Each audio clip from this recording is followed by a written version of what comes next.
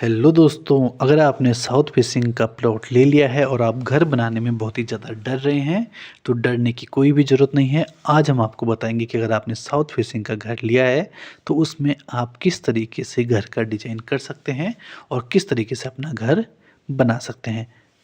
सबसे पहले दोस्तों, ये वाला प्लॉट हमारा साउथ फेसिंग का रहेगा और प्लॉट का साइज है 36 फीट इंटू 40 फीट। तो देख लीजिए, इसमें हमने बनाया है 3 BHK puja room with parking. हमने ये चीज़ें इसमें डिजाइन की हैं।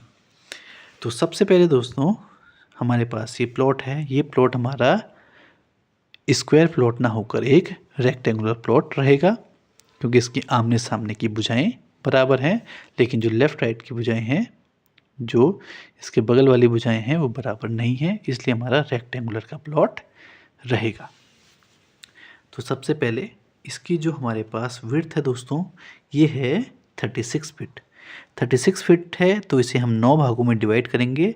तो प्रत्येक भाग में हमारा 4 फीट का एरिया आएगा और जो इसकी डेप्थ है वो है 40 फीट। इसे भी हम 9 भागों में डिवाइड करेंगे, तो इसका जो प्रत्येक भाग होगा वो हमारा 4.5 फीट का आएगा। तो जो हमारा पद होगा दोस्तों, एक पद होगा जो हमारा, वो इस तरीके से बनेगा। विड्थ हमारी 4 फीट है और डेप्थ हमारी अप्रोक्सीमेट 4.5 फीट है। तो इस तरीके से हमारे यहाँ पर पद बनेंगे। पद विन्यास में दोस्तों यहाँ पर 32 पद बनाए जाएंगे।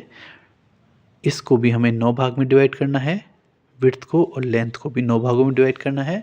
उसके बाद जब हम इसमें पद रखते हैं तो टोटल हमारे पास 32 पद यहाँ पर बनते हैं। अगर आप एक बार देखना चाहो तो वो पद किस तरीके से रहते हैं, तो इस तरीके से वो पद रहते हैं। यहाँ पर दोस्तों 1 से लेके 32 पद आ जाएंगे। अब इस डिज़ाइन को पे फिर से वापस आते हैं। तो सबसे पहले देखेंगे, जो मेन गेट की दिशा होती है दोस्तों, वास्तु के अनुसार 12 पद हमारे मेन गेट के लिए सबसे बेहतर होते हैं। तो हमें 12 के 12 पद देखने की ज़रूरत नहीं है, क्योंकि हमारे पास साउथ फेसिंग का प्लॉट है। तो साउथ फेसिंग से कौन सा पद सबसे ज़रूरी है मेन गेट के लिए, हम उसे देखेंगे। तो यहाँ पर साउथ फेसिंग से अगर हम देखें तो साउथ फेसिंग में हमें 2 पद मिलते हैं, पद 11 और 12, वितथ पद और गृह तक्षात पद। इन पदों में मेन गेट दिया जा सकता है साउथ के डायरेक्शन से, अगर आप घर का डिजाइन कर रहे हैं।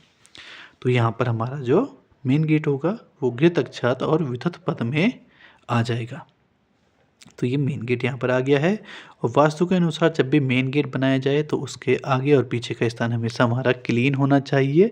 यहाँ पर गंदगी वगैरह नहीं होनी चाहिए।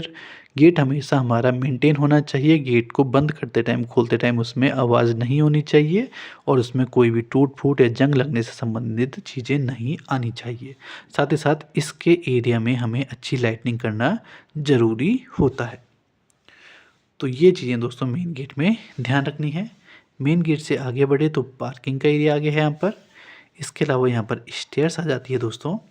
स्टेयर्स हमारी आनी चाहिए साउथ वेस्ट के कोण में, नैऋत्य कोण में, क्योंकि ये कोण हमारा घर की स्टेबिलिटी को दर्शाता है। तो इस कोण में हमारा हैवी लोड वेट आना चाहिए। तो यहाँ पर स्टेयर्स आने से यहाँ पर लोड हैवी हो जाता है। तो ये जो जिन पदों में आ रही है दोस्तों हमारी स्टेयर्स, इसको भी देख लेते हैं। स्टेयर्स आ रही है हमारी भृंगराज, मृग, पितृ और द्वारिक और सुग्रीव पद, इसमें आधा आएगा। तो इन 5 पदों में हमारी स्टेयर्स आ रही है 15, 16, 17, 18, 19 पद। इन पदों में स्टेयर्स बनाना बहुत ही ज़्यादा फलदायी और बहुत ही ज़्यादा शुभ होता है। तो स्टेयर्स भी अच्छी डायरेक्शन में आ गई है दोस्तों। साथ ही साथ इस बात का ध्यान रखना है कि स्टेयर्स हमारी हमेशा राइट हैंड की डायरेक्शन में ही टर्न करनी चाहिए और स्टेयर्स के नीचे का एरिया हमेशा हमारा ओपन ही रखा जाना चाहिए। यहाँ पर कोई भी एक्स्ट्रा कंस्ट्रक्शन हमें नहीं करना है। तो स्टेयर्स पे हमारी सही जगह पे है। मेन डोर को देखेंगे तो मेन डोर हमारा फिर से